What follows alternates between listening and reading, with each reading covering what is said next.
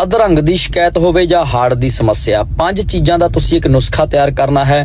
तुहाडे बीपी वधदा है, घटदा है, तुरन लग्या साह चढ़ जाता है, पैरां भार बैठिया नहीं जाता, शरीर दे विच चर्बी ज़्यादा है, मोटापा है, इन्हां सारियां चीज़ां ते नुस्खा काम करेगा। तुसीं इस नूं बनाउण दी विधि समझ लो भी तुसीं किस तरह बनाना है। इस नूं बनाउण दी जिहड़ी विधि है, सब तो पहला तुहानूं 250 ml चाहिदा है जी अदरक दा रस।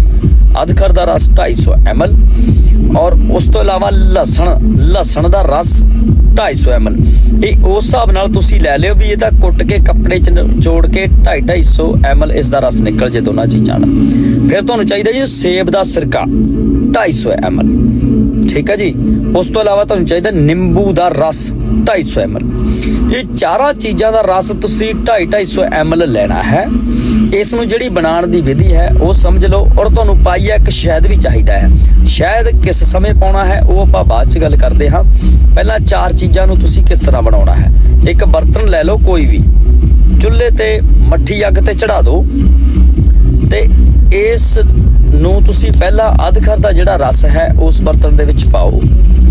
उस तो बाद तुसी लसण दा रस पाओ, फिर तुसी सेब दा सिरका पाओ, फिर तुसी निंबू दा रस पाओ। ये चारों चीज़ां पाइया तुसी उस बर्तन च पा के चंगी तरह उसनूं मट्ठी अग ते पकाउणा है।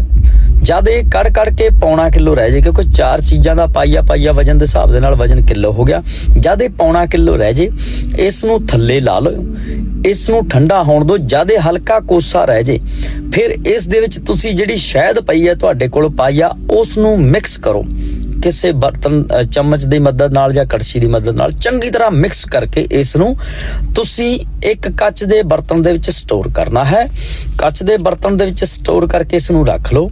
इसनूं जिहड़ा लैण दी विधि है वो समझ लो, क्योंकि इहदी तसीर गर्म है। ये तुहाडा सवाल हो सकता है, पर ये तुहाडा वात दोष या पित्त दोष वधिया होया है, उसनूं बड़े सही तरीके नाल कंट्रोल करेगा अगर तुसी इहदी मात्रा सही रखोगे।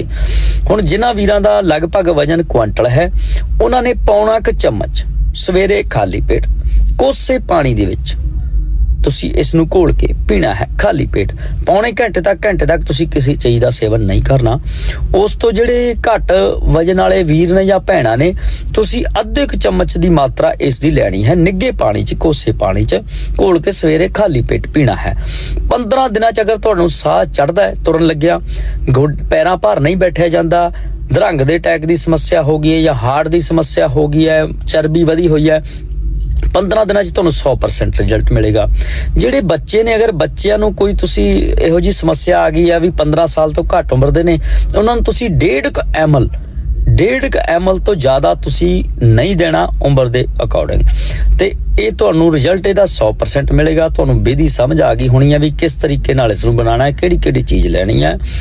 ते इस चीज़ का तुसी इस्तेमाल करोगे तो तुहानूं इहदा जिहड़ा रिजल्ट है 101% मिलेगा।